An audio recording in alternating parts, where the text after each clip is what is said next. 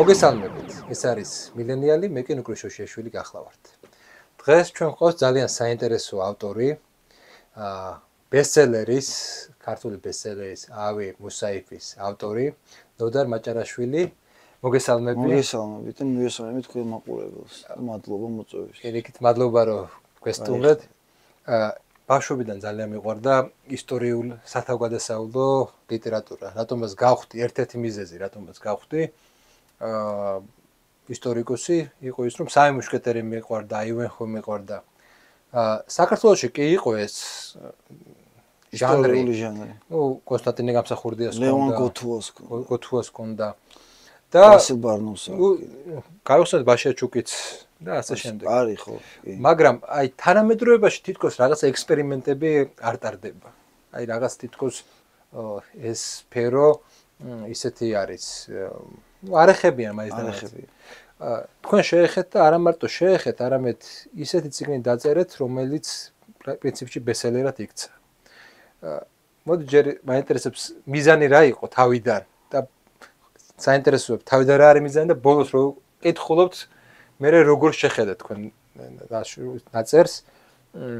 ეს იყო თავიდან მიზანი ქონდა რომ ისტორია გაგეცდოთ საზოგადოებისთვის თუ ეს მიზანი იყო რომ ერთი ადამიანის ირგვლივ დაგენახებინათ საქართველოს ისტორია.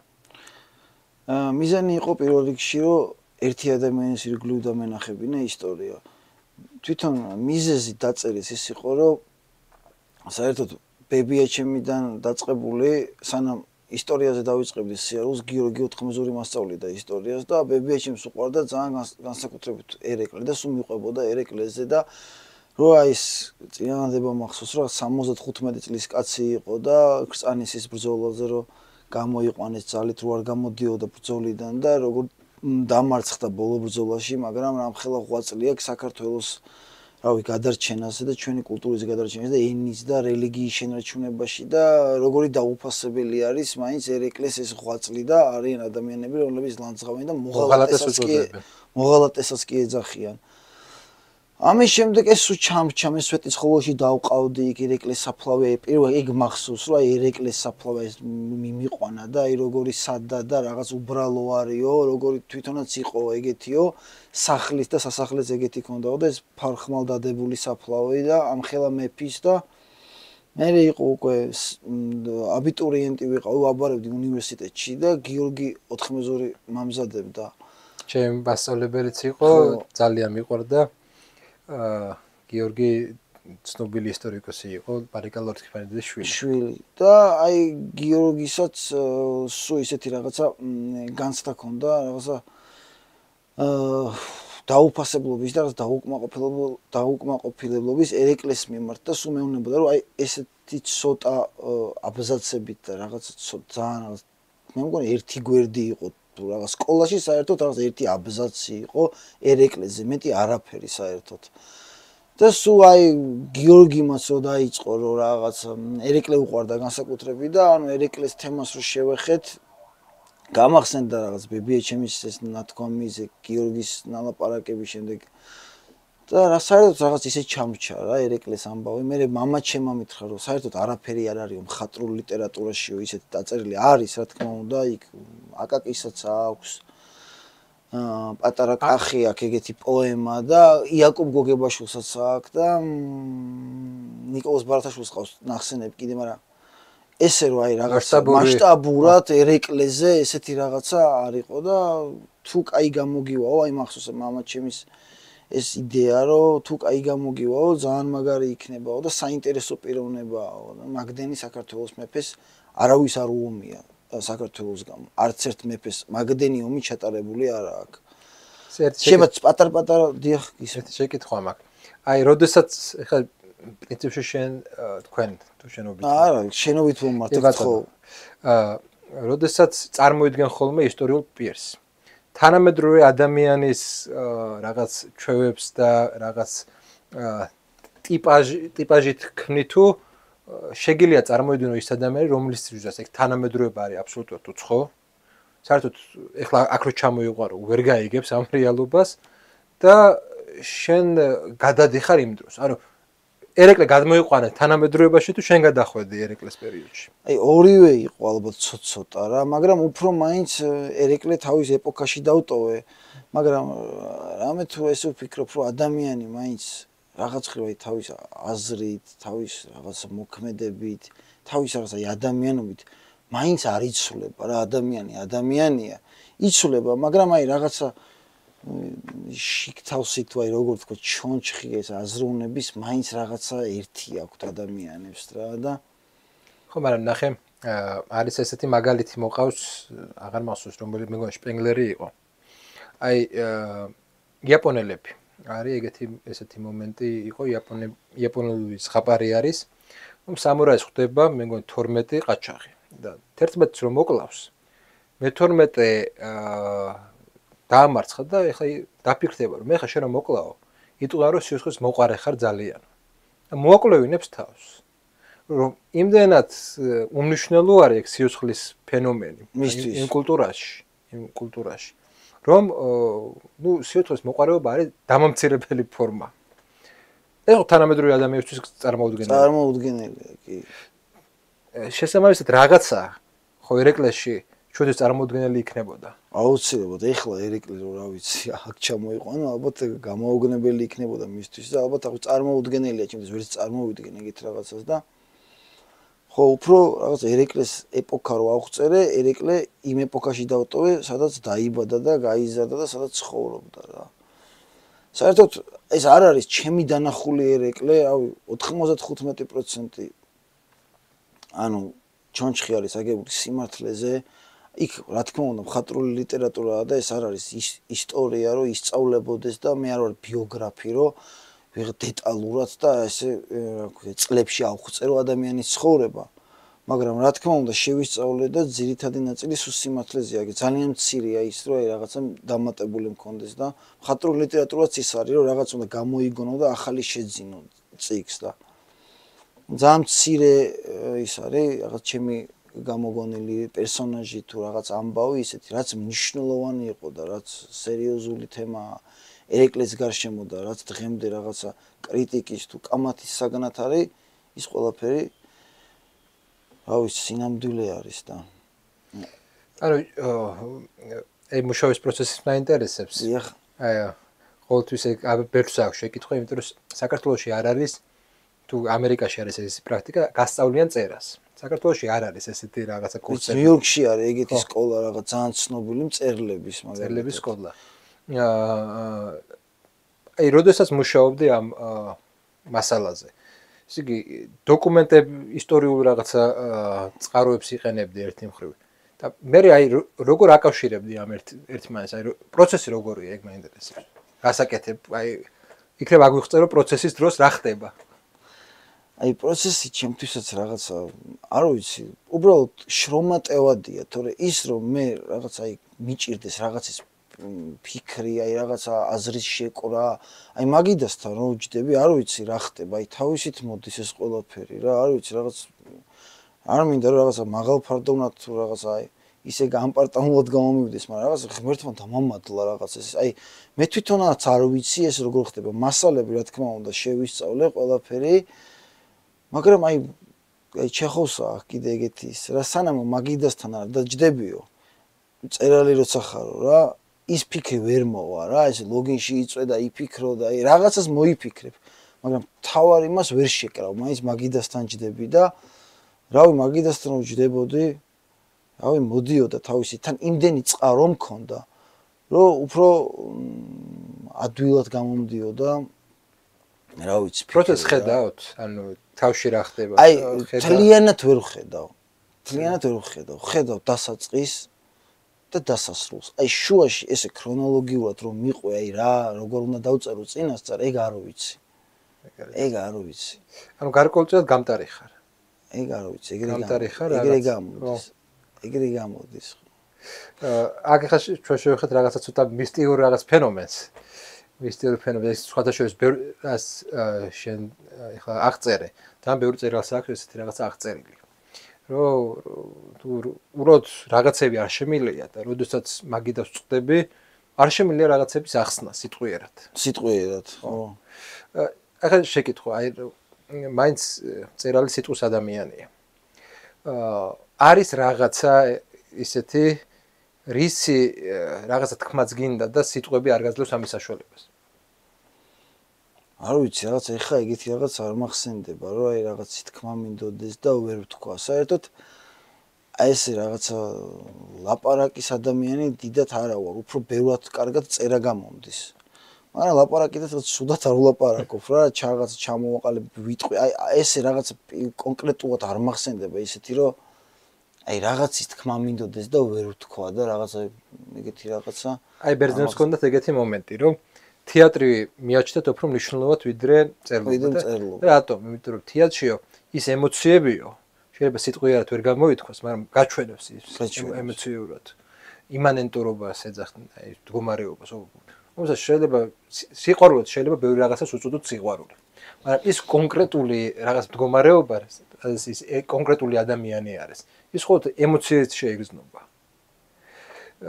ხო ცხოვრებას რაღაცა ისეთია, მაგ იმანენტურობებით სავსეა. და როდესაც აღწერ ამ იმანენტურობებს რაღაცებს ხო აღწერ. რაღაცა სიტუაციურ მანიპულაციებს იყენებ ამ დროს. ამ დროს არ გაქვს განცდა რომ რაღაცები გამოგჩა? წერის დროს? წერის დროს. აი მაგ რაღაც მომენტი კი, მაგრამ აი ძალიან ცოტა რა, ძალიან ცოტა. აი შეიძლება აი სხვანაირად უნდა გამოსულიყო, აი შემეძლო უკეთესად მეთქვა, აი საერთოდ რაღაც ანალიზი, ყველაზე რთული ეს წერის დროს არის აი ფიქრი და ანალიზი, აი პერსონაჟი რო რაღაც ანალიზს აკეთებს, რო ფიქრობს, აი რაღაც აზრი რო უნდა ჩამოაყალიბოს ისეთი რაღაც, აი ჩემთვის მაგალითად და ვფიქრობ კითხულისთვისაც ისეთი აი რაღაც ჭკვიანური და მნიშვნელოვანი რო უნდა იყოს და აი როდესაც ეგეთ რაღაცას ვწერ, აი მაინც რაღაც ცოტა ხანდახან ძალიან კმაყოფილი ვარ, აი თუ გადავიკითხავ და რაღაც გული ამიჩუყდება, ან რაღაც აი ისე ვიგიზნობ რაღაც სიამოვნებას, ხვდები რომ აი ეს გამოვიდა და სრულყოფილია და ამაზე მეტი აღარ გამოვიდოდა, მაგრამ არის ხომ ეს რომ აი რაღაცა მეტი მინდა, მაგრამ აი სიტყვებს ვერ ვკრავ, აზრს ვერ აი არის კიდე ჩვენ ბუნებრივი ის არის პროცესი ეგ და ყველას აქვს ალბათ ყველა მწერალს ეგრე მგონია. და შეიძლება მაგალითად გმირი გიპირისპირდებოდეს იმ გაგებით, რომ მას გააჩნდეს საკუთარი პიროვნება და აღარ გაძლევდეს იმის საშუალებას, რომ მიაწერო კიდე რაღაც. თვითონ გმირი. კი, როგორ არა. კი, და აი როცა რაღაცას აწერი, ჩემთვის ეგ უკვე რაღაც აი არაბუნებრივი არის რა, რაღაც აი ამოვარდნილი მგონია, რაღაც აი ჩარჩოდან და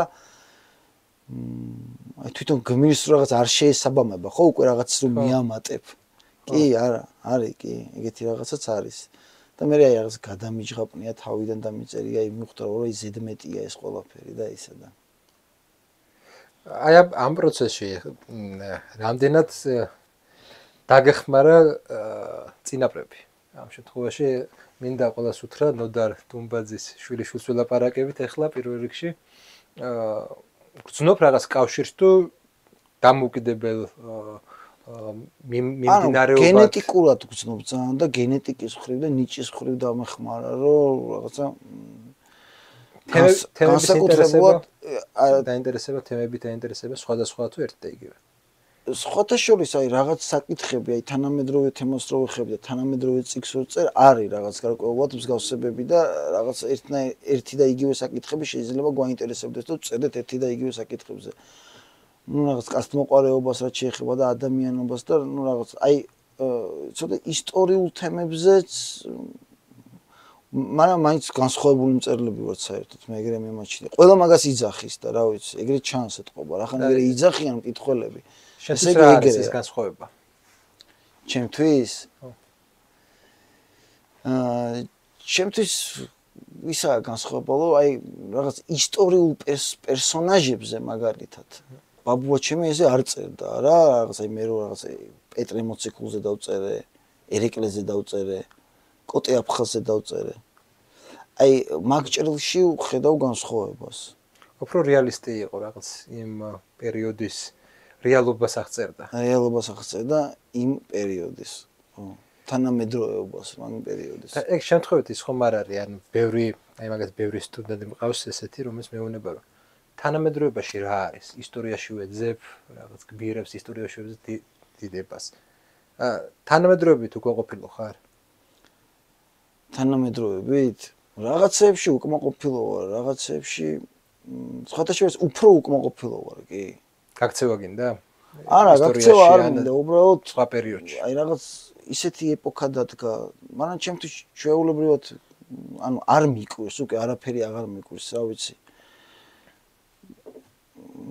ისეთი ეპოქა დადგა, რომ თითქოს რაღაც აი ერთგულება, მეგობრობა, აი ღირსება, აი ვაჟკაცობა, რაინდობა, ეგეთი რაღაცები დასაცին რაღაცად გახდა რა. აი თუ ეგეთი თემები გაწუხებს, თითქოს რაღაც ჩამორჩენილად გთვლიან და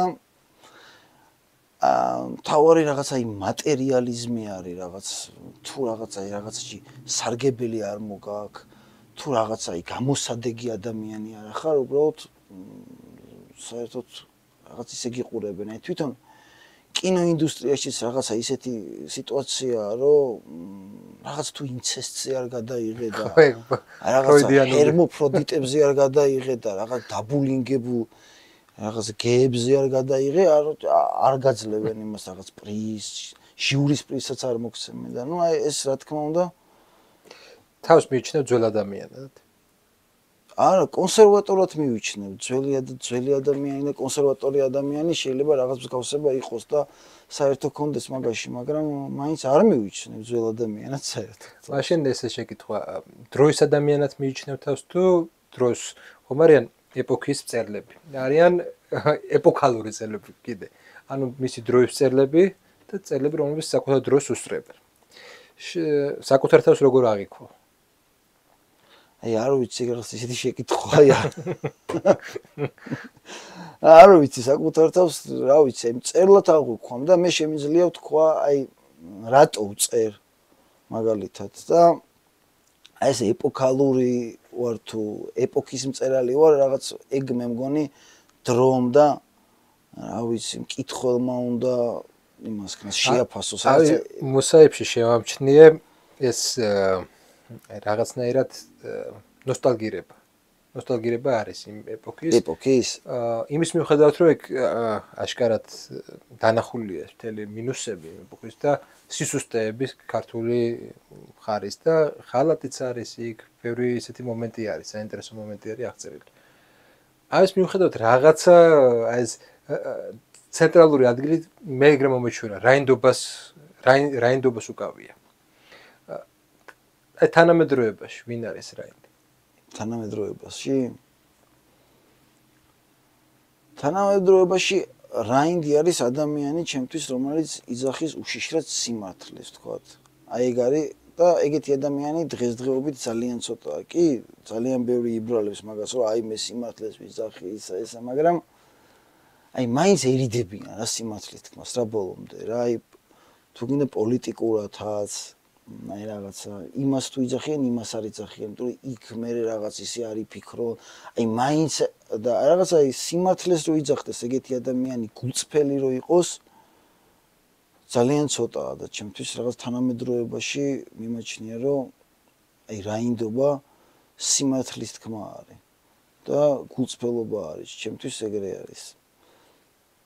რა სიმართლესელი? აი რა სიმართლესველი? აი როგორ სიმართლესველი, იცი თუ რაღაცა აწუხებთ, თქვათ, აი რაღაც პოლიტიკურ მაგალითს მოვიყვან რა. აი თქვათ რაღაცა არიან იმპერიალისტური ქვეყნები, თქვათ. იმპერიალისტური ქვეყანა არ არის ცუდი და კარგი. ის არის იმპერიალისტური ქვეყანა და თავისი მიზნები აქვს, თავისი ზრახვები აქვს და ასე შემდეგ. და ბევრი ცუდი და ვთქვათ აი რუსეთი დამპყრობელი, კი, რუსეთი დამპყრობელია და ბევრი ცუდი გააჩნია და ბევრი ცუდი გაგვიკეთა და ხალხი დაგვიხოცა და რა თქმა უნდა, მაგაზე არავინ არ დაობს. მაგრამ მეორე მხარეც არის. როცა რაღაცა ამერიკა რაღაცა იმას შვება რომ აი რაღაცა ისრაელთან დაკავშირებით, იქ რაღაცა ხო არის ბევრი საკითხი ისეთი, რაღაც ჩამოთვლაც არ მინდა ერაყის, აი რა ვიცი, არაბული კულტურის, რა ვიცი. ნუ თუ ყველაფერი მოწონთ. აი მან მიმაჩნია რომ გულწრფელები არ არიან და რაღაცა თქმის ეშინიათ რა. და მე რა ვიცი, ეგეთი შიში და ეგეთი საერთოდ არ ვფიქრობ რომ ეგეთ თემაზე როცა ლაპარაკობ, რამე მოსარიდებელია და რაღაცა. რაღაცა ცოტა მოიძებნება, მე ვფიქრობ, რომ რაღაცა აი ეგ თემები შეაფასოს ნორმალურად ისე რა. ანუ რაღაც დამოუკიდებელ ადამიანს ეძებ. აი ახლა ახსენე დასავლეთი როგორც რელიგია ესე ახსენე, ხო?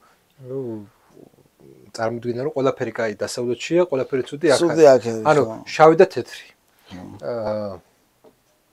შენთვის არსებობს ზოგადად ეგ შავი და თეთრი ფენომენი. თუ ეს არის ყველაფერი რაღაც შედარებითი. ყველაფერი მე ვფიქრობ რომ შედარებითი არის. ყველა ქვეყანას საერთოდ რაღაც ისეთ გეოპოლიტიკურ ადგილას გავჩდით და ვცხოვრობთ რომ მოგვიწია რაღაცა ეს რაღაცა ქარცეცხლების გავლა და რა ვიცი აი ქონდა ახლა რაღაც შეხება იმ ადამიანებთან ვინც განსხვავებულ აზრს რაღაც რუსეთუმეს უწოდებს ხო აი განსხვავებულ აზრს რაც შეეხება აი უკაცრავად რა აი რა ისე თქმა მინდა ისეთ აი თვითონ ევროპა დგას აი ძალიან მარტივ რაღაცაზე რა სხვისი აზრის პატივისცემაზე რა ეგ არის ევროპის აი ლიბერალიზმი ეგ არის და უბრალოდ აი სხვისი აზრის პატივისცემას მე საერთოდ ვერ ვხედავ რა დღეს საქართველოში რა ეგეთი რაღაცა არ გააჩნიათ რა ადამიანებს და რაღაცა აი გაურკვეველ მე ვაფშე საერთოდ არ უკაცრავად საერთოდ არ მეხება ეს რაღაცა მაგათი აგრესია და ისე იმიტომ რომ რა ვიცი რაღაც ვერ ვიხებ მაგას მაგრამ აი განსხვავებული აზრი საერთოდ და ეს ლიბერალიზმი რაც რაღაცა ქადაგებს ამ სხვისი აზრის პატივისცემას საერთოდ დახშულია და არ არსებობს და აუ საქართველოშიც რაღაცა ისეთი ზიზღი არის ამ განსხვავებულასთან დაკავშირებით რომ უბრალოდ მიკვის ანუ შენ თუ რაღაცა განსხვავებული აზრი ხარ გაქვს რუსეთუმე ხარ ეს ეგეთი აი ქონდა ეგეთ ადამიანებთან შეხება ცოტა ხნის წინ აი როგორ გონია შეიძლება ნორმალური ლაპარაკი ეგეთ ადამიანებთან აი ჩემთვის არ შეიძლება ვეცლები ხომ რა ეგეთ ადამიანს იმიტომ რომ როგორი სიტუაცია იცი მე აზრს მაგას ისეთ გმირს შექმნი ლიტერატურაში რომელსაც შეიძლება ესეთ ადამიანთან საუბარი არა რა თქმა უნდა ლიტერატურაში შევქმნი მაგრამ მე თვითონ ძალიან მიჭირს ეგეთ ადამიანთან საუბარი იმიტომ რომ რაღაცა ვეცლები ხომ იმიტომ თვითონ არიან ისეთი აგრესიულები და ისეთ შეურაცხყოფებზე უფრო ქალები რა კაცები მაინც გერიდებიან და რაღაც ახლა მაგრამ ნუ აი უცებ შეიძლება ისეთი შეურაცხყოფა მოგაყენოს იმიტომ რომ განსხვავებული აზრი გაქვს და რახან შენ განსხვავებული აზრი გაქვს ესე იგი მოღალატე ხარ და ნამდვილი პატრიოტი თვითონ არის და აი რაღაცა ეს გამოგონილი გმირები ვიღაცები აი წარმოუდგენელი რაღაც აი დაიჭირეს და გმირია всё აი რაღაც უცნაური დამოკიდებულება ეს რაღაც არ ვიცი რაღაც კლუბურ ნარკოტიკზე გაგიჟებული ვიღაც დიჯეები რო ჭყუას გვარიგებენ და ტელევიზორიდან გვემუქრებიან რომ აი რაღაცა აი გამაღიზიანებელია ეს ყველაფერი ძალიან რა ხა აი იასამნისფერთმიანი აი არაფერს არ ვერჩი მაგრამ რაღაც იასამნისფერთმიანი რაღაც საყურეიანი ტიპი რო გამოდის და აი დედას გიტირებ თქვენ აი რაღაც აი არ უნდა მომიშალოს მაგაზე ნერვები აი რავი მე გამოვდივარ ტელევიზორში ვინმეს ვაგინებ თუ რა აი რატო აქვს მაგას მაგის უფლება რა რადგან ბავშვობაში სკოლაში აბულინგებდნენ და ეხლა რაღაცა სკეიტბორდზე დადის. აი თუ აი ვერ გავიგე, აი რაღაც ცოტა უცნაური გმირები არიან დღეს საქართველოში ძალიან. ესეთი გმირის შექმნა შეგიძლია? კი, როგორ არ შემიძლია. და აი ეხო ახლა ჩვენი რეალობა, ეგეთი ადამიანები ძალიან მომრავლებულია ჩვენ რეალობაში. წერალმა უნდა დაგვანახოს თუ არა რაღაც გამოსავალი. ანუ აქედან აი ესეთ ურთიერთობის ფორმიდან, სადაც აგრესიული ქალბატონები ისეთი მამაკაცებს თუ რაღაც განსხვავებული წარმოდგენებისა და მორალის მამაკაცები ურთიერთობენ დააშე საზოგადოებასთან ესეთ ფორმით, სადაც განსხვავებული ყოველთვის რუსეთუმეა, ხო? ხო. აი ზოგადად წელებს ადრე ქონდათ ეგ რაღაცა მისიანისტური ის რომ საზოგადოების შეხები გამოევლინებინათ და ეჩვენებიათ რომ აი ესეთი ურთიერთობა თუ იქნება ან გმირი იღუპება მოდით კათარზისი განეცადეთ და გადალახეთ ეგეთი ურთიერთობა აღარ გამოვა ან გამარჯვებული გმირის კატეგორია იყო რომელიც იმარჯვებდა და აჩვენებდა ახალ პერსპექტივას წერლის გადმოსახედიდან რა არის ახალი პერსპექტივა როგორ უნდა იყოს მაინც და მაინც სხვა ფლიქ ჭირდება ახლა რომ გადავიაზროთ ეს ხერხი იმათ ჭირდებათ მე მგონი რაღაც აი აგრესიულ ადამიანებს თითქოს რაღაც აი მუხტის ასაწევად თორე რა ვიცი ჩვენ მგონი ხერხი რა გვჭირდება სხვათა შორის აი ჯონ სტეინბეკს აქვს ეგეთი რაღაცა ნათქვამი 1947-ში იყო თბილისში ხო და გაგიჟდა რომ წერლებს უყურებენო როგორც ღმერთებსო რა ქართველებიო რა რაღაც გაღმერთებულიყავთო რა ეგეთი რაღაცა არ გამიგიაო რა იქ წერს და ამერიკაში მწერალი არის აი ჩვეულებრივად რა ვიცი დადის რაღაცა ჯიბე გამოხეული ჩვეულებრივი რაღაც არც არავინ მაგას არ უსმენსო და ესო კაი კი არ არისო მაგრამ აი რაღაცა აქაც რაღაცა ის ფიქრობ რომ რაღაც გადამეტებულად უყურებენ ამ წერლებს და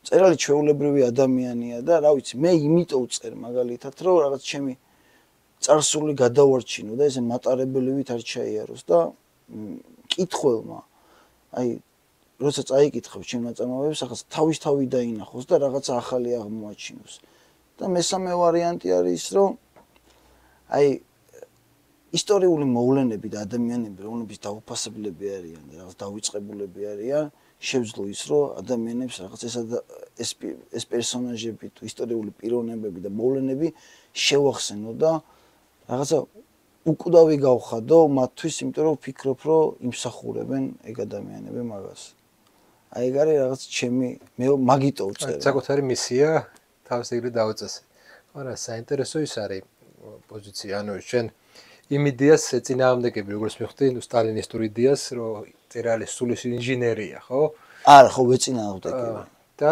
უნდა იყოს ეს ისე როგორ წარმოგიდგენია შენ ადამიანი მის გარეშე რაღაცა ორიენტირის გარეშე ეგ ორიენტირი შეიძლება აი ორიენტირი რას გულისხმობს ანუ ნახე ყოველთვის ვიღაცა გმირი ხავს დიახ ეს შეიძლება ისტორიული იყოს შეიძლება ლიტერატურული გმირი ყველას ვიღაცა მოწონს და რაღაც სამაგალითოა ვიღაცა შეიძლება რომელიღაც ფილმიდან ვიღაც გმირი ხო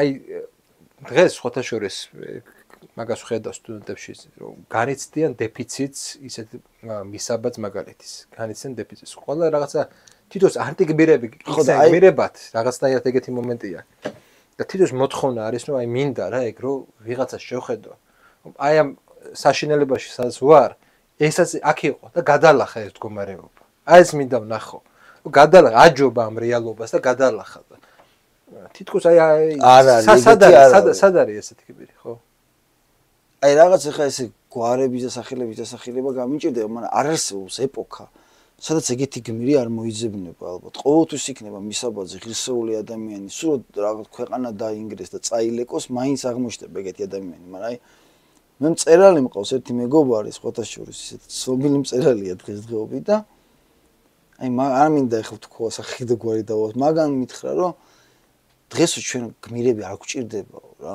აი არ გვჭირდებაო ხო და მე არ ვეთანხმები მაგას იმიტომ რომ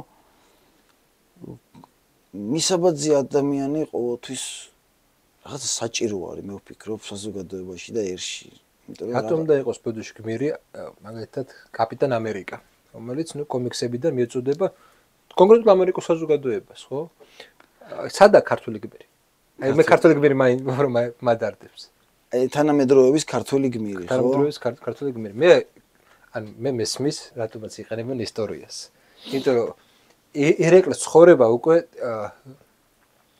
ვინც არ უნდა უწოდოს მოღალატე იმას ვერ უწოდოს ხდალი იყო ვინც არ უნდა უწოდოს მოღალატე იმას ვერ იტყვის რომ კაი ნიჭიერი მხედართმთავარი არ იყო და ის კლასიკური გმირის ჩვევები არ ქონდა მაგას ვერ იტყვიან შეიძლება თქვა რომ აი რუსეთს რატომ იცა ეს გერგიევსკის ტრაქტატი და ასე შემდეგ ეგ არგუმენტი მაგრამ პირველ დონეზე ვერ ეხებიან უაშკაცი აი თანამედროვეობაში მინდა აი ერეკლეზე ეს დაუბრუნდეთ მაგთებს ერეკლეზე მინდა ორი სიტყვა თქვა უბრალოდ აი რასთან დაკავშირებით იცით ეს ტრაქტატთან დაკავშირებით ტრაქტატი 1793 წელს გაფორმდა და ერეკლე რო გარდაიცვალა მაგის შემდეგ რუსებმა გააფორმეს და მაგას არ იძახიან და რატო აი ელემენტალური თუ უნდა აგინო ერეკლეს მაშინ ჩაიხედი ამ საქართველოს ისტორიის სხვა ტრაქტატი 1799 წელს გაფორმებული გიორგი მე-12-ს და მანდ უკვე შევედით რუსეთთან არა მფარველობის ქვეშ არამედ მფლობელობის ქვეშ მაგაზე მოაწერინეს გიორგის ხელი და უკვე რუსეთის იმპერატორს ჰქონდა ესეთი სტატუსი, აი როგორც დავით აღმაშენებელს აქვს მეფე აფხაზთა, სომეხთა, რანთა და კახთა ჰქონდა, რუსეთის იმპერატორს ჰქონდა მეფე ქართველთა, ესეთი წოდება უკვე მაგ ტრაქტატის შემდეგ. და მე მაგის მომხრეც არა ვარ, გიორგის აგინონკას ვამათმა, მაგრამ ხო ისტორიული მაგ თემას ვაფშე უკაცრავ საერთოდ არ ისტორიული სამართლიანობა საერთოდ ის არის, რა ქვია, გაუქმებულია და მარტო ერეკლეს მიეწერება. ხო, საერთოდ არ ეხებიან მაგ თემას და უბრალოდ ეგ მინდოდა რომ მეთქვა. ხო და არის რამოდენიმე სახის გმირი. ნუ ზოგადად კლასიკურად ყოველთვის არის აი ესეთი აქილევსი და ოდისევსი, ხო? აქილევსი არის დაუფიქრებელი, ემოციური, რომელიც არა გონებით, არამედ თავის სიმამაცით იმან. სიმამაცით. მეფოს ტყავშანში ეგეთია ტარიელი. და არის ოდისევსი, რომელიც ხრიკით იმარჯვებს. ნუ იქ არის შესაბამისად ავთანდილი. ორი ტიპის გმირია. ქართველებმა ჯობია ოდისევსის გმირი აიღონ, მე მგონი, მაგალითად. მოგზაური და ჭკვიანი და მოხერხებული და დიპლომატი და რაღაც ეშმაკისთან და თან რაღაც კეთილი. არის ეგეთი მომენტი. აი ძველ მითოლოგიებში იყო და გიფიქრია თუ არა ამაზე. არის გმირის ესეთი ფენომენი, რომელიც საკუთარ ბედის წერას ებრძვის. შეიძლება მარცხ ხდება ამ ბედის წერასთან, მაგრამ თავი თემა არის აი ბედის წერის წინააღმდეგ წასვლა. ეგ ძირითადად ევროპულ ლიტერატურას ჩვევია ეგეთი წარმოდგენები. კი.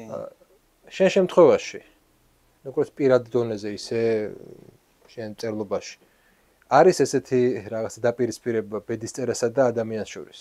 კი, რა თქმა უნდა, ჩემ ცხოვრებაში, პირად ცხოვრებაშიც ხშირად ყოფილა ეგეთი შემთხვევა, რომ ბედის წერას რაღაც დაუპირისპირებულა. მე საერთოდ ჯერა ბედის წერის. არიან ადამიანები, ვისაც აი არ ჯერა ბედის წერის. ეს ბედის წერა შენ და მე მტრულადაა განწყობილი თუ პირიქით. არის ორი მიმართება არის, აი რობიკოს ტურიამ თქვა ერთხელ, რომ ბედის წერის ქაღმერთს უთხარი, რომ სადაც გინდა იქ წამიყვანეო და წამიყვანო. ეს არის, როდესაც ბედის წერა შენ დადებითად ავიქო. და არის კიდე მეორე მომენტი, როდესაც პირიქით ორივე ვარი სამყარო გიპირისპირდება და შენ ამის მიუხედავად ყველას უპირისპირდები და ამარცხ. რაღაც ეგეთი მომენტიც არის. აი შენთვის ბედის წერა რა არის? კეთილია თუ ბოროტი? ჩემთვის ბედის წერა არის ორივე არის ალბათ. აი, რა ვიცი, მაინც ვფიქრობ, რომ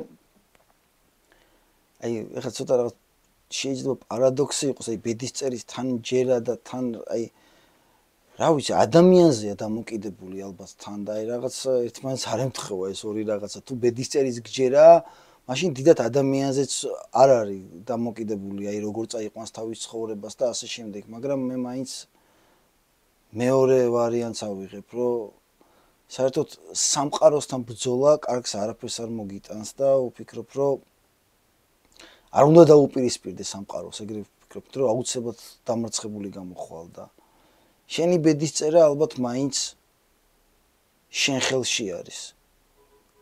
და ის რომ სხვათა შორის ეგეთი ბედის წერის მაინც ალბათ არ მჯერა, რომ აი წინასწარ დაწერილია ყველაფერი და შენ რაც არ უნდა გააკეთო, იქ წერია და ეგრე არის.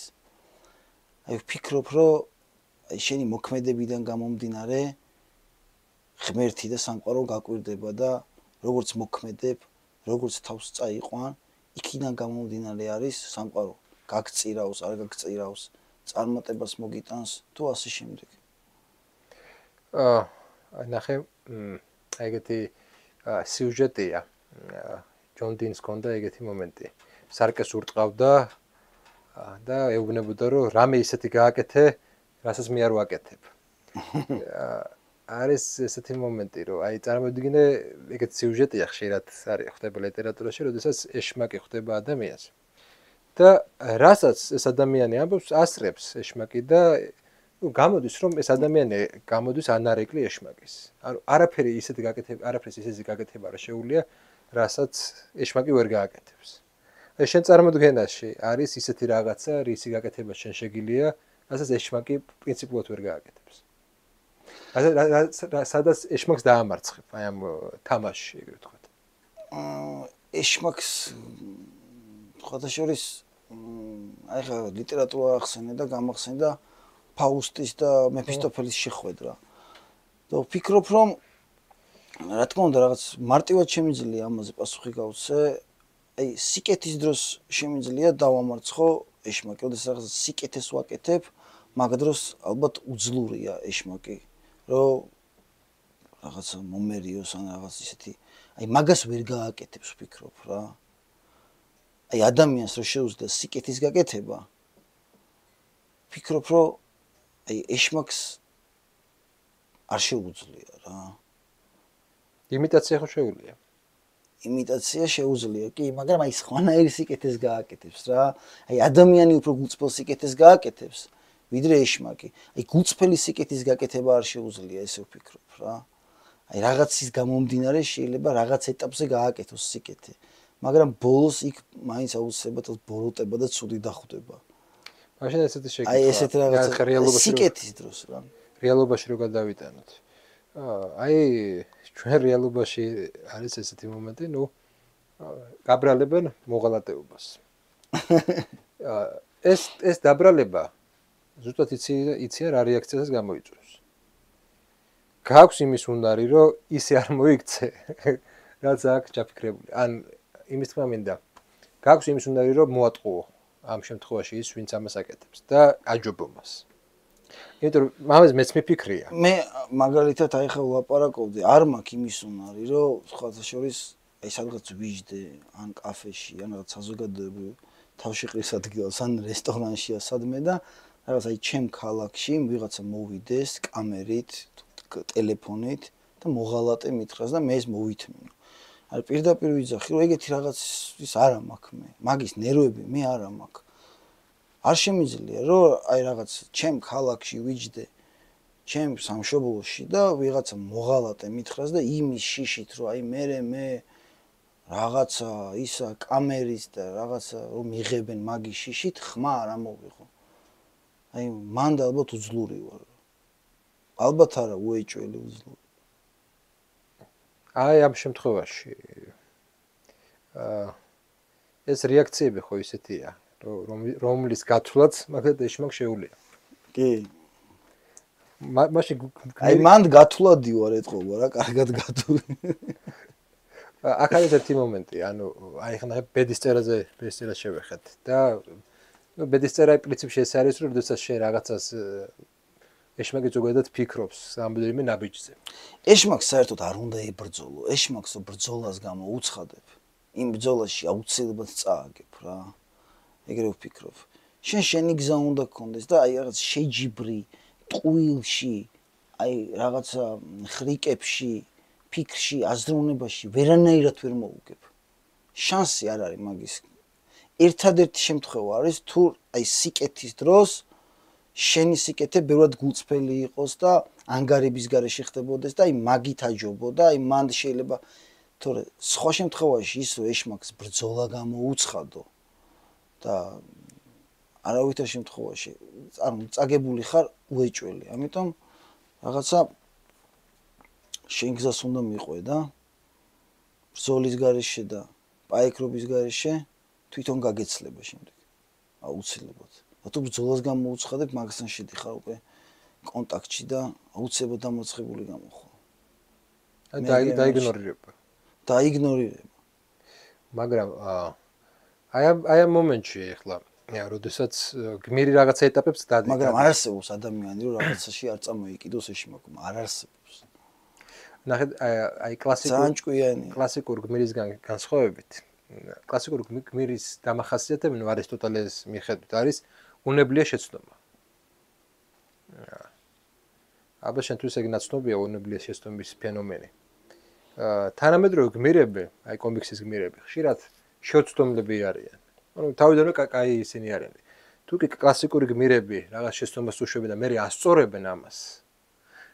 თანამედროვე მოიტანა ესეთი ტიპები, რომლებიც თავიდანვე იდეალურები არიან. რაღაცნაირად, აი სუპერმენი. ანუ სუპერმენი დაიბადა ესეთი. მას არანაირი შეცდომა არ მოსვლია. ხო, გამოსწორება არ დაჭირდება. საერთოდ ეგეთი ფენომენი არის დღესდღეობით, აი რაღაც თანამედროვე სამყაროში, რომ თვლიან, რომ აი ეგეთ კითხვებს სვამენ ხოლმე, რომ აი თავიდან რომ შეგეძლოს ცხოვრების დაწყება. შეცვლიდი რამეს, რომ ეკითხებიან ერთმანეთს ადამიანები რაღაცა თოქ-შოუებში, აი ბევრჯერ მომისმენია ეგ შეკითხვა და ეხა მიღებულია ეგეთი პასუხი, რომ არა, არაფერს არ შევცვლიდი, იმიტომ რომ ეს ჩემი შეცდომები კი არ იყო. ეს მე გამოცდილებად მივიღე და ჭკუამ, ანუ როგორი ამპარტავანი უნდა იყოს ადამიანი, რომ ესე იგი ცხოვრება თავიდან დაგაწყებინეს და შენ თვლი, რომ ისეთი მაგარი ტიპი ხარ და მიუხედავად იმისა, რომ შეცდომები დაუში, ის შეცდომებიც საჭირო იყო და არაფერს არ შეცვლიდი, რა ვიცი, მე ძალიან ბევრ რაღაცას შევცვლიდი ჩემ ცხოვრებაში, ძალიან ბევრი შეცდომას დამიშვია, არასწორედაც მოუქცეულა, რავი, ადამიანი ვარ, ჩემი ნაკლებით, ჩემი განცდებით, ჩემი მინუსებით. როგორ შეიძლება, რა ვიცი, ეგეთი პასუხი გასცე ადამიანს, აი, არ ვიცი მე, რა ვიცი. რაღაც ეხა ეგ არის მიღებული. მაშინ მეორე შეკითხვა, გექნებოდა ძალა რო შეკითხვა. ეგ მეორე საკითხია. ის სული შეიძლება იყოს ეს ერთი. ძალა ალბათ არ მექნებოდა, ხო.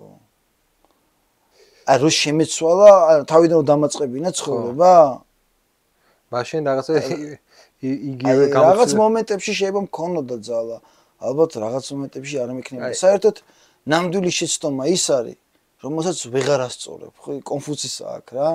აი რომ ვეღარ გამოასწორებო შეცდომასო. აი ეგ არის შეცდომაო.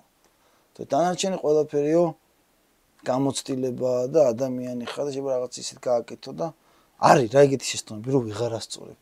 ხო არის ეგეთი შეცდომები? კი, რა თქმა უნდა. ეგეთი შეცდომები უამრავია. უამრავია. მაგრამ აქ არის ერთი ისეთი მომენტი.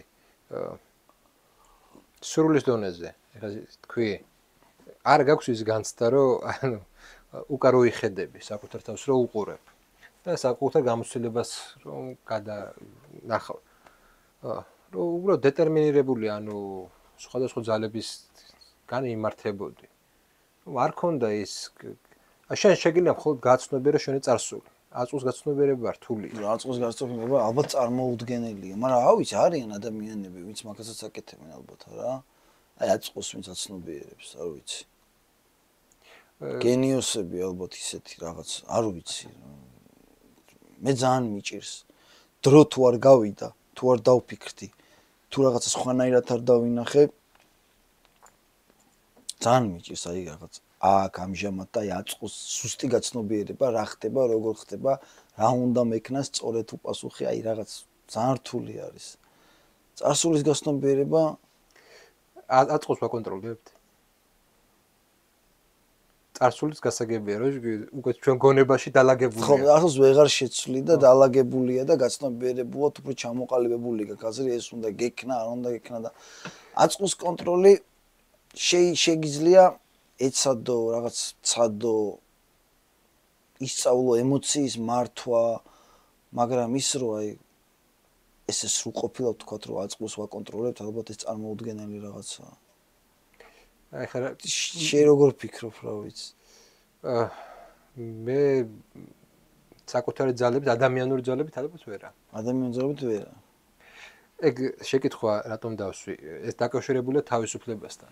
ანუ შენ ბედისწერიდან დაიწყე რომ შენთან ახლა ვინმე რომ მოვიდეს მოღალატეზე, გექნება ეგ რეაქცია.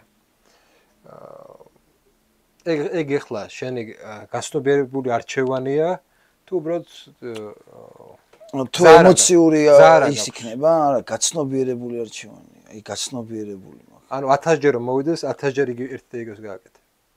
უეჭველი. იმიტომ რომ მაგაზე ზვირფასი ჩემთვის არაფერი არ არის და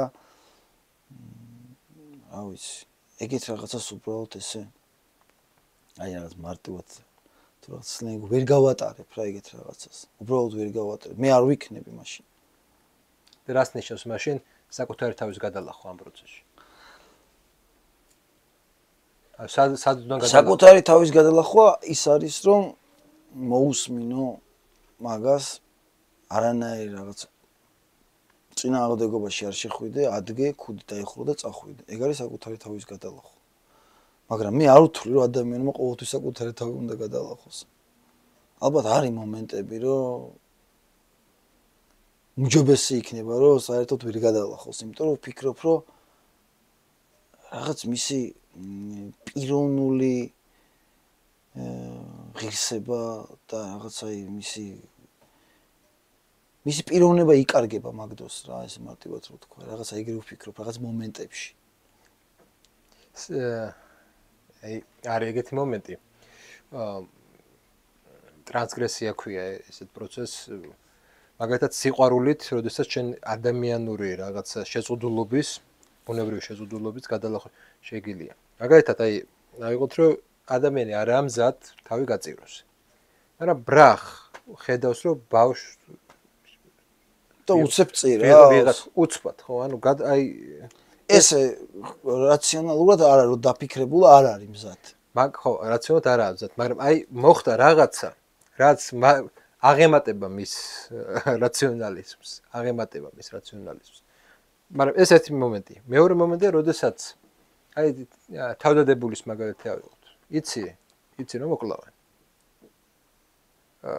და რაციონალურად მიდიხარ ამოეც. საერთოდ ბრძოლას ის იგებს, ვინც თავს წირავს. აი ვინც ფრთხილობს. ბრძოლას ვერ მოიგებ ეგრე. არ არსებობს ბრძოლის მოგება, თავი თუ არ გაწირი. ანუ დაშვებული უნდა გქონდეს ყველანაირი ვარიანტი. თუ ფრთხილობ და აი ესე ხარ. ეგრე ძალიან ძნელია ბრძოლის მოგება. მაშინ თავი უნდა გაწირო. გადავედით სიკვდილის ფენომენზე. ეგ მე არ ვიძახი ხარ ისეთის. ხო არა, მასშტაბური ძალიან ისეთი. ეს ზოგადად სამხედრო სტრატეგიაში ესეა, რომ სტალინი იძახდა მაგას. ну სამურაების ის მაგალითია, რომ ჩათვალე რომ უკვე მკვდარი ხარო და მეორედ ვეღარ მოკუტები. სიკვდილის ფენომენია ახლა მნიშვნელოვანი. აი თუ აკვირდები იგივე ჩვენი ბაბუების თაობაში, რომელსაც მეორე მსოფლიო ომი გამოვლილი ჰქონდათ. სიკვდილთან მიმართებაში იყვნენ როგორები. ანუ ჩვენ რაღაცა პრობლემები ძალიან გვთქონავს. აი თუ დაკვირვებული ხარ აი წინა თაობას, მაგ პრობლემებს უყურებდნენ უფრო რაღაცნაირად ლაითად, ხუმრობით, მიმართება არ ჰქონდათ დამთგუნველი. ანუ შეეძლოთ იმის მიუხედავად რომ გულში მე სიკვდილთან დაკავშირებით, ხო? ტრაგედიებთან დაკავშირებითაც და ზოგადად ყველაფერი იმასთან დაკავშირებით, რაც არის სირთულესთან დაკავშირებული. მას შორის ყველაზე დიდი პრობლემა რა თქმა უნდა სიკვდილია. დღეს ჩვენ ისეთ რაღაც ეპოქაში ვიყავით, აი პატარა, აი არ მეთანხმები, უკვე ჩემთვის იმ ტრაგედია, ხო? ანუ სად გაქრა ეს ღიმილი, რომელთაც აი ამ ჩვენ ტრაგედიას უნდა დავაპირისპირდე. მე შეიძლება პირადად რა თქმა უნდა ვერ მოვესწარი ბაბუა თქვენს, მაგრამ მისი ნაწარმოებები წაკითხული მაქვს და ეგ იგრძნობა, რომ ეს რაღაცა იუმორის ელემენტი ჯაბნის სიკვდილის ელემენტებს ჯაბნის. და აი დღეს თითქოს ეს მომენტი გამქრალია. დღეს თითქოს მაინც სიკვდილით აღარ უნდა შევხედოთ, უბრალოდ სიცილით აღარ უნდა შევხედოთ სიკვდილს. ადრე იყო ეს მომენტი რაღაცნაირად. კი. ადრე ისეთი ეპოქა იყო, აი ეგ სხვათა შორის ახლა რასაც მუშაობ, რომელსაც წერა იქ მიწერია, რომ აი ადამიანები, აი იმდენად ყოველდღიური იყო ეს რაღაცა გასაჭირი, მეორე მსოფლიო ომი გამოიარეს, ეს ტრაგედიები ყოველდღე ალბათ ვიღაცა სახში ვეღარ ბრუნდებოდა, გაჭირვება, აი რაღაც ეს ერთი ნაჭერი პური, რომ ოჯახის წევრზე 7 კაცზე ტყდებოდა, ასე შემდეგ. ეს ყოველდღიურობა იყო ეს ყველაფერი და რაღაცა იუმორით ვარ შეხვედროდნენ ამ ყველაფერს და ღიმილით და იმით აი ჩვეულებრივი მოვლენა იყო ალბათ აი ყოველდღიური ტრაგედია, გაჭირვება რაღაცა და ანუ იუმორში გაქონდათ ეს ყველაფერი და ცხოვრობდნენ ჩვეულებრივად და დღევანდელ ცხოვრებაში აი არ ვიცი როგორ თქვა.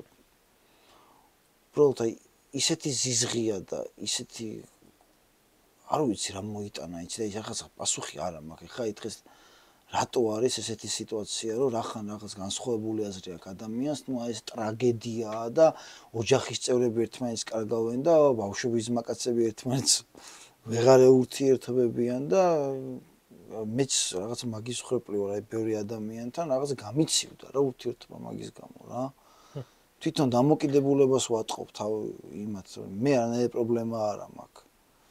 და აი რაღაცა 90-იანებში დაიწყო ეს რაღაცა ეს ისა რომ აი განსხვავება აი ზვიადის პერიოდში დაიწყო ეგ რაღაც იქაც ეს ოჯახებში განხეთქილება და ბავშვების მაკაცება რომ ერთმანეთი დაკარგეს და ეს რაღაცა პატრიოტულ ფონზე შეიქმნა ეს ყველაფერი, რაღაცა მე ვფიქრობ, რომ პატრიოტიზმი ესმით არასწორად და იმიტომ არის ის, რომ განსხვავებული აზრი ტრაგედია და მოღალატეობრივად მიაჩნიათ, ალბათ. მოდი მარტო აი მანდ მივედი. განსხვავებულას არ შევეხოთ. აი შვილი ხავს. ჯენზის თაობას მიეკუთვნება? 2012-ში არის დაბადებული. მე მგონი უკვე აღარ. ხო, ეს ჯენზის ის ასაკი წლები მე არ ვიცი. თუ აკვირდები მაგ ახალგაზრდებში, რომ სიამბლეში მათი აგრესიულობის, თედრიგის სფეროში აგრესიულობის მიუხედავად, ძალიან მოწყვლადები არიან. აი რაღაცა ემოციურად მოწყვლადები არიან, მორალურად, ფსიქოლოგიურად მოწყვლადები არიან და მე არ მიკვირს, რომ ეს ადამიანები ჩათრეული იყვნენ რაღაც პროცესში და მარტივად იყვნენ ჩართული. და განცდამ რჩება, რომ რა სუსტი თაობა მომდის. ხო, ყველა აქებს ამ თაობას, მაგრამ მე განცდამ რჩება, რომ უბრალოდ რეალურ წინააღმდეგობებს რო შეეჯახონ, ან იმ წინააღმდეგობებს, რაც თუნდაც ჩვენ უახლეს ისტორიაში იყო 90-იან წლებს გულისხმობ. ის უნარები, ემოციური რესურსი, რომ აი ეს დაძლიონ, გადაიტანონ ეს. არა აქვთ, ხო? ეგეთ განცდამ ეგეთი არ ვიცი მე იქნება თუ არა. გრძნობ თუ არა, რომ როგორც საზოგადოება რაღაცნაირად დავსუსტდით. კი, როგორ ვერ უგრძნობ, ძალიან უგრძნობ მაგას. რავი, ყოველ ნაბიჯზე უგრძნობ. სხვათა შორის, აი ჩვენი თაობა, მაგალითად, ჩემი თაობა და ეხა რა ვიცი, რაღაც მაგით აქებენ და ადიდებენ ამ თაობას, რომ ამათ არ უნახიათ არაფერი და აი ესენი თავისუფლებაში დაბადებულები არიან და ანუ რავი ეს ბავშვებიც ეს ახალგაზრდებიც თუ ბავშვები რა უწოდო რაღაცა მსხვერპლის როლში არიან, იმიტომ რომ მთელი სტრუქტურები და ისინი მუშაობს, რომ რომ ტვინი გამოურეცხონ და მე გმირი არ არის, აი მისაბაძე ადამიანი, აი მანდ მივიდი არ ყავთ რაღაც ისეთი, აი რა ვიცი, მე მაგალითად ჩემი თაობა, მე მაგალითად ისეთი ბედნიერება მე გქონდა რაღაც ღირსეული ადამიანები იყვნენ ჩემ გარშემო, ვისაც რაღაცას ვკითხავდი, ვისიც რაღაც მომერიდებოდა, მისაბაძე ადამიანები იყვნენ და ამათმა რაღაცა ამ რაღაცა ავტორიტეტებს და უწყეს ბრძოლა, რაღაცა რაღაცა ეს ავტორიტეტი რაღაც ისე აიყვანეს, რომ აი ყველა ავტორიტეტი კრიმინალია. აი რაღაც არც მისაბაძე ადამიანი არ ყავთ, არც გმირი არ ყავთ, აი კაპიტან ამერიკა ყავთ და ამას ემატება ის, რომ მთელი სტრუქტურები მუშაობენ იმაზე, რომ ამათ ტვინი გამოურეცხონ და აი თქვენ ხართ ნამდვილი პატრიოტი, ისინი სამშობლოს გამყიდველები არის. რა ვიცი და ვერ უძლებს მაგათი ფსიქიკა რა. ელოდები აი მან ესეთ ადამიანების აღწერას, ცდილობ რომ აღწერო ესეთი ახალგაზრდა. ანუ შეგიძლია რომ ჩახვიდე მათ ფსიქიკურ რაღაც სიღრმეებში? ან ცრული თუ გაქვს ამის? აი სხვათა შორის იმიტომ რომ ჩვენ შვილებს ეხებათ ეგ პრინციპში. ჩვენ შვილებს ეხებათ, კი. კი, სრულიც მაგ და ვფიქრობ, რომ მაგიდას თუ დავждები, უფრო ღრმად ჩავალ რაღაც მაგათ ფსიქიკაში, ეგრე მიმაჩნია რა. აი ძალიან დიდი პრობლემაა რა რაღაცა ჩვენ და შვილებს შორის აი რაღაცა ძალიან დიდი უბსკრულია, თითქოს რაღაცა არ არის თითქოს რა რაღაცა ესეთი კავშირი ჩვენს და ჩვენ შვილებს შორის და ეს ძალიან დიდი პრობლემაა. ჩვენი ბრალია ეს? არა მგონია რა ჩვენი ბრალი იყოს რა. აი რაღაცა ეპოქა მოიტანა ეს ყველაფერი რა. რაღაცა გარდატეხის ყოველი საუკუნე, აი ყოველი საუკუნის 20-იან წლები არის აი რაღაც განსაკუთრებული რაღაცა კატაკლიზმებით და რაღაც გარდატეხებით და აი ჩვენც რაღაცა მაგ ეპოქას რომ მოვესწარით რავი მაგის ხრეპლნე ვართ, უფრო რაღაც მიმაჩნია რომ ჩვენი ბრალი ეს არ არის. რაღაც ეპოქა მოიტანა. აქ მე საიდ როგორ შემოდის მაშინ თავისუფლება? ანუ ნახე, შენაირად და ჩემნაირად ახლა ძალიან ბევრი ადამიანი ფიქრობს. განსაკუთრებით ის ვინც გვიყურებს, ის კატეგორია ადამიანების. იმდენად უძლურები ვართ, რომ ეს რეალობა ამ რეალობის შესვლა არ შეგვიძლია. იმდენად ძლიერია ის რაღაცა ტალღა, იქითა ტალღა, რომ ნუ კი რაღაცა თითქოს ინდივიდუალურ წინააღმდეგობას უწევთ, ან გვინდა გავუწიოთ, მაგრამ ვერ ვაჩერებთ რაღაცნაირად. ესე ვართ, ესე რაღაცნაირად დაპატარავებულები ამ სამყაროში. ნუ რა ვიცი, ისეთი ეპოქა დგება, რომ აი რასაც ვილაპარაკეთ, ძალიან მუშაობენ სხვათა შორის იმაზე, რომ აი რაღაცა არ იყოს განსხვავებული აზრი. ხარ წარმატებული მწერალი. და შენც ახსენე, რომ როდესაც სკოლებში მიდიხარ, ძალიან ბევრი ბავშვი კითხულობს და გახარებულია შენ როდესაც მიდიხარ. კი. მაგრამ აი საერთო ფონი თითქოს არის სხვანაირი. მოდი ესეთ ანალიზს თავი დავანებოთ, უბრალოდ ვთქვათ, რატომ არ შეგვიძლია ჩვენ რომ ეს საერთო ფონი შევცვალოთ? ჩვენ და ჩვენაირი ადამიანებს. თუ უკვე რაღაცა ხედავ შენ რაღაცა გარდამტეხ პერიოდს, რომ იცვლება ეს და შეიძლება მალე დადგეს ის პერიოდი, როდესაც ის ხარე დანებდება ესე ვთქვათ და დაიწყება რაღაც ახალი რეალობა. ძალიან რთულია, იმიტომ რომ ისეთი ძალა არის მობილიზირებული და ისე მოქმედებენ და ისე მუშაობენ, თუნდაც აი ამ რაღაცა ტვინის გამორიცხვაზე თქვით ახალგაზრდების, რომ აი აქ რაღაცა ისეთი ფონი შექმნა, რაღაც კონსერვატიული ძალიან რთულია.